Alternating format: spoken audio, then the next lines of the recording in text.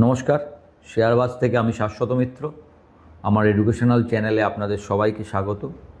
প্রথমেই আপনাদের সবাইকে কার্তিক পুজোর অনেক অনেক শুভেচ্ছা ও ভালোবাসা।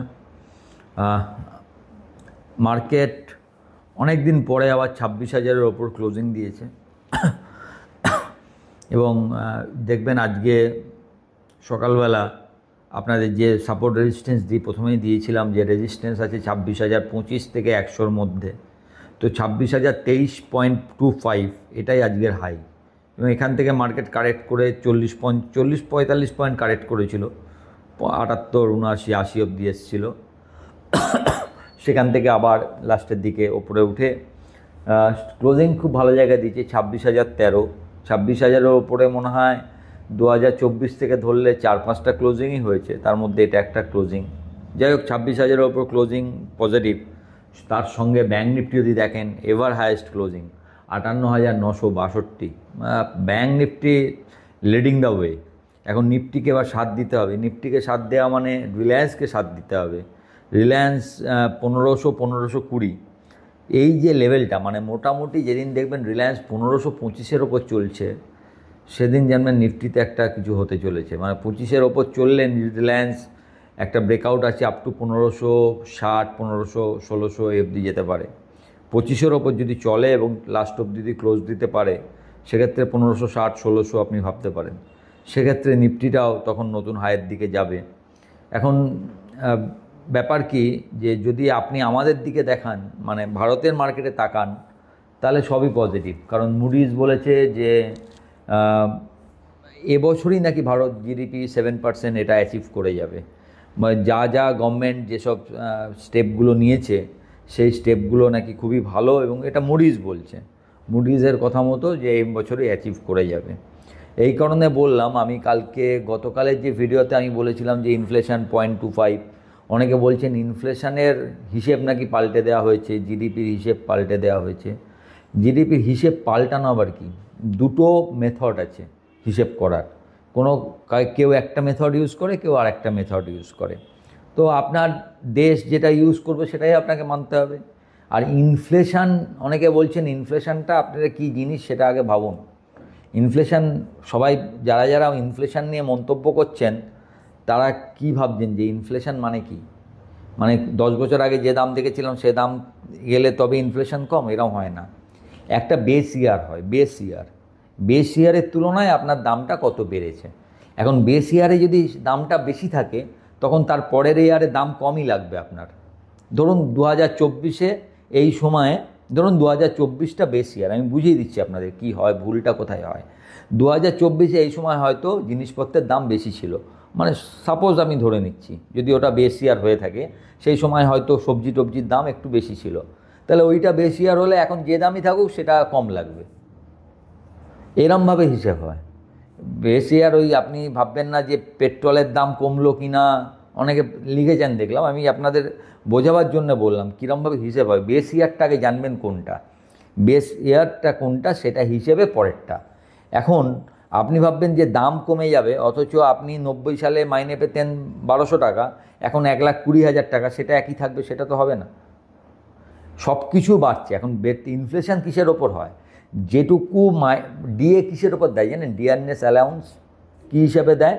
ইনফ্লেশন কতটা হয়েছে সেই অনুসারে মাইনেটা যাতে বেড়ে এক জায়গায় থাকে সরকারি ক্ষেত্রে। বেসরকারি ক্ষেত্রে তো এসব নেই। তো বেসরকারি, যার জন্য যারা বেসরকারি চাকরি করেন তাদের অনেক প্রবলেম, মানে ছোটোখাটো সাধারণ কাজ, বেশিরভাগ ভারতবর্ষের বেশিরভাগের জায়গাটা হচ্ছে সাধারণের জায়গা, এত বড় দেশ। সব এটা জানবেন না, যে ভাববেন না যে এটা বলা মানে যেটা ঘটনা সেটা আমাকে বলতে হবে। যে রিপোর্ট আপনি আলাদা কিছু করতে পারবেন না। যদি রিপোর্ট 0.25 আসে, আমি কি বলবো না ইনফ্লেশন অনেক বেশি আছে? এর কথা বলতে পারবো না। 0.25 মানে কমই আছে, বেস ইয়ার থেকে সামান্য বেশি, সেটাকে আপনাকে কমই বলতে হবে। এখন আপনি বাজারে গিয়ে কী লাগছে না লাগছে, বা এটাকে কেউ তৈরি করেছে কি না, সেগুলো আলাদা প্রশ্ন। সেসব প্রশ্ন এখানে আলোচনা করে লাভ নেই। শেয়ার মার্কেট সেসব প্রশ্নের ওপর চলে না। আপনি তাহলে শেয়ার মার্কেটে এসছেন, তার মানে কি? আপনি চান যে ইকোনমি ভালো হবে। আপনি ইকোনমি ভালো হলে আপনার মার্কেট ভালো হবে, আপনার স্টক চলবে। আর আপনি চাইছেন খারাপ, সবসময় চাইছেন যে ইকোনমি খারাপ হোক, এদিকে চাইছেন আপনার স্টক বেড়ে যাক। তো নিজের খারাপ চেয়ে লাভ নেই। এখন যদি আপনি বেঁচে থাকেন তাহলে ইটস ওকে, আপনি সেল করে আছেন, দ্যাটস ওকে ফর ইউ। কিন্তু যারা কিনে আছেন অথচ চাইছেন যে সব খারাপ খারাপ বেরোক, ইন্ডিয়ান মার্কেট পড়ে যাক, শেষ হয়ে যাক, এই চাওয়াটা আপনার নিজের স্বার্থেই ঠিক নয় আর কি। এবার এটা আপনাদের ব্যাপারে, যে আমার যেটা মনে হলো আমি আপনাদেরকে পরিষ্কার করে দিলাম। দ্বিতীয় ব্যাপার হচ্ছে, তাহলে আমাদের ইনফ্লেশন সব থেকে কম, সে সরকারের হিসেবে আর কি, সেই অর্থে তাহলে একটা রেট কাট আশা করা যেতে পারে। তো মার্কেট ভাবছে, মার্কেট এই যে দেখছেন এত ভালো আছে, অন্য মার্কেট পড়া সত্ত্বেও আমেরিকান মার্কেট 800 পয়েন্ট পড়েছে, তারপরেও কবে কোন দিন দেখেছেন পরপর দুদিন আমেরিকান 800, পরের দিন 300, এটা পড়ার পরও পরের দিন দুদিন। আমি ওই জন্য সকালের যারা নোট পড়েন, যদিও আজকে খুব কষ্ট করে নোট লিখেছি, কারণ আমি ভোর 4টেয় ফিরে তারপরে একটুখানি উঠে আপনাদের আবার নোটটা লিখলাম, কারণ আপনারা দু একজন উল্টোপাল্টা লিখলেও বেশিরভাগ যারা আপনারা আছেন তারা জানি নোটটার জন্য ওয়েট করেন, তো তাদের কথাই বেশি ভাবতে হয়।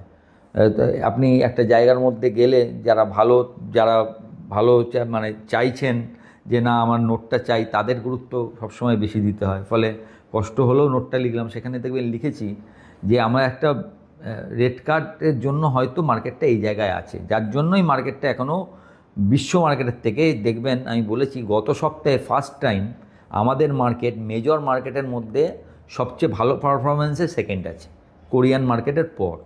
এছাড়া আমাদের মার্কেট সবসময় বটম 3তে থাকতো, সব মার্কেট উঠছে আমাদের মার্কেট পড়ছে, যেটা আমাদেরও স্বাভাবিক ছিল। এখন যেটা হয়েছে আপনারা বলছেন যে এই মার্কেটের পরও আপনাদের স্টক বাড়েনি, এটা খুব সত্যি কথা, কিছু স্টক তো পারফর্ম করেনি, সব স্টক একসঙ্গে পারফর্ম করেও না।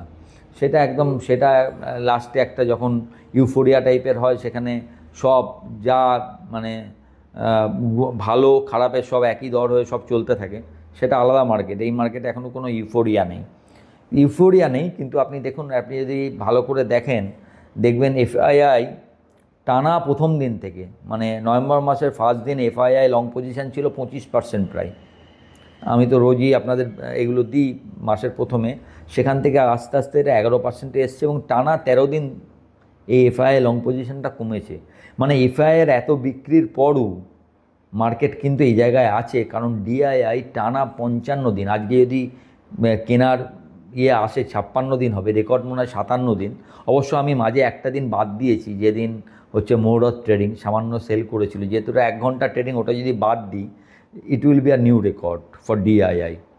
কালকে হবে সেটা, কালকে 57 দিন হবে, তার পরের দিন যদি কেনে তাহলে 58 দিন, 58 ডেজ, আজকে 56 ডেজ হবে। এর আগে সবচেয়ে বড় রেকর্ড ছিল 57 ডেজের। তো ডিআইআই মার্কেট থেকে ধরে রেখেছে। অলরেডি দেখেছেন যে ক্যাম্পস ডাটা যখন এসেছিলো প্রায় 80 লক্ষ কোটি টাকা। আমি 10 বছর 15 বছর আগে আপনাকে বলি, আমি তো অনেক দিন মার্কেট দেখছি, তখন এফআইআই যদি যেটা থাকতো ডিআইআই তার 50%-এরও কম ছিল, সেখানে আজকে এফআইআইকে পেরিয়ে গেছে ডিআইআই। তো আমাদের ইনহাউস যে মার্কেট সেটা অনেক বেশি স্টেবল, এবং আমাদের আপনি যাই বলুন না কেন, এই বিহারের জেতার পর গভর্নমেন্ট স্টেবল মানে সে যে নীতিগুলো নেবে সেই নীতিগুলো মার্কেটের পক্ষে ভালো হবে। আমি ইন্ডিভিজুয়াল কে কী ভাবছেন সেসবের দিকে যাচ্ছি না। For market it will be better, কারণ ইনফ্রাতে স্পেন্ড হবে, বিভিন্ন কাজে স্পেন্ড হবে, যে টাকাটা ঘুরিয়ে আসবে মানুষের হাতে আসবে, সেখান থেকে আপনার স্পেন্ড বাড়বে, সেখান থেকে জিডিপি বাড়বার একটা সম্ভাবনা থাকে। এইভাবে ভাবতে হয়। একই সঙ্গে ইনফ্লেশন কম থাকায় মেবি আমাদের যিনি এখন আরবিআই চেয়ারম্যান আছেন উনি খুবই পজিটিভ, তিনি ডিসেম্বরে একটা রেট কাটের সুযোগ নিতে পারেন, কারণ এই জিডিপিতে এই ইনফ্লেশনে রেট কাটে খুব একটা ইনফ্লেশন বাড়বে এরম নয়। ঠিক উল্টো অবস্থা আবার আমেরিকান মার্কেট পুরো টাকা প্রিন্টিংয়ের ওপর চলছে। বারবার বলছি, যাদের টোটাল জিডিপি 25 কোটি, টোটাল মার্কেট ক্যাপ 70 কোটি, 1:3 হিউজ ভ্যালুয়েশন, 4-5টা স্টক আমাদের মার্কেটের থেকে বেশি দাম। ধরুন এনভিডিয়া 5 ট্রিলিয়ন, আমাদের total market 4.2 trillion, Google, Microsoft সবই আমাদের মার্কেটের সমান, একটা স্টক আপনার টোটাল মার্কেটের সমান। তার মানে বুঝতে পারছেন ভ্যালুয়েশন কী জায়গায় গেছে। এই সব নিয়েও এখন ব্যাপার হচ্ছে, আমি বলেছি এখন দুটো ফ্যাক্টর। এক, এই আমেরিকান মার্কেট কখন পড়বে আমি জানি না, আরও কিছুদিন টানতে পারে, আরও ওপরে যেতে পারে, আবার কালকে থেকেই মানে যে কারেকশান আছে সেটাই কারেন্ট কারেকশানই বড় কারেকশানের রূপ নিতে পারে। তো আই হ্যাভ নো আইডিয়া। একটা বেলুন যখন ফুলে যায় লাস্ট কখন সে ফেটে যাবে সেই সময়টা নির্ধারণ করা কারোর পক্ষে সম্ভব নয়, বাট ইট উইল ইভেনচুয়ালি।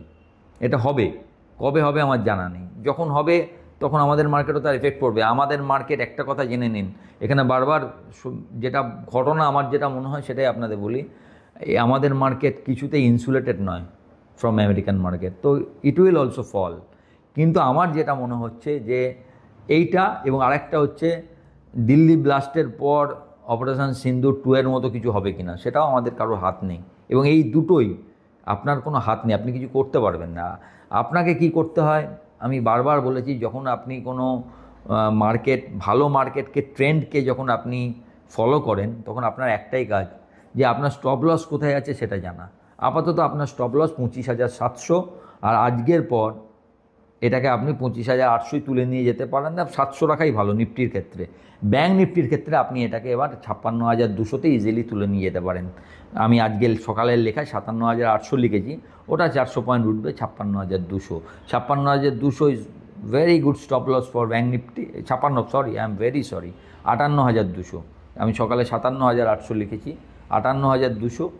আর নিফটির ক্ষেত্রে এটা 25,700। এই দুটোকে মেনটেন করে, এবং স্টক, ইন্ডিভিজুয়াল স্টক চলবে। ইন্ডিভিজুয়াল স্টক আপনি কিছু কিছু স্টকের ওপর নজর রাখতে পারেন। তার মধ্যে একটা স্টক হচ্ছে মোবিকুইক। আমার মনে হচ্ছে স্টকটা খুব সুন্দর, রেজাল্টটা আগের বারের থেকে অনেক ভালো ছিল কিন্তু সেইভাবে চলেনি। যে জায়গায় আছে স্টকটার ওপর নজর রাখা যায়। বেদান্তর ওপর নজর রাখবেন, একটা ভালো সময়ের মধ্যে দিয়ে যাচ্ছে, দেখা যাক যদি কিছু হয়। আর যারা ব্যাঙ্ক নিফটিতে কাজ করেন, এই সময়টা কিন্তু টানা একদিকে আপনি ভাবতে পারেন, ওপরের দিকে একটা কল নিয়ে কেউ বসে থাকতে পারে যে আমি যদি পাই। সবথেকে ভালো এই জায়গাটা পজিশান আছে, কারণ আমরা দেখুন অনেকটা তো এখান থেকে একটা রেড কাট হলে ব্যাঙ্ক নিফটি হয়তো আরও 1000 point, 60,000, 61,000 for the time being up to December. এর বেশি আপাতত আমি, নতুন ট্রেড ডিল হলো, অনেক কিছু ঘটে গেল, সেটা আলাদা ব্যাপার, সেটা তো আপনি হিসাব করতে পারবেন না। কিন্তু 61,000 টাকা আমি আপাতত একটা ধরছি, আমি এর ওপরে ভাবছি না আর কি, for the time being. Maybe আমি কালকেই ভুল প্রমাণিত হতে পারি, তাতে আমার কোনো দুঃখ নেই। মার্কেট সবসময় আপনাকে শিখিয়ে দেয় যে আপনি এখনও শিক্ষার্থী।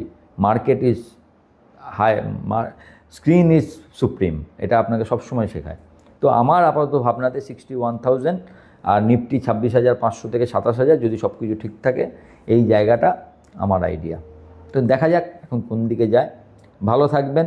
ভিডিওটা ভালো লাগলে একটু লাইক, শেয়ার এবং কমেন্ট করবেন।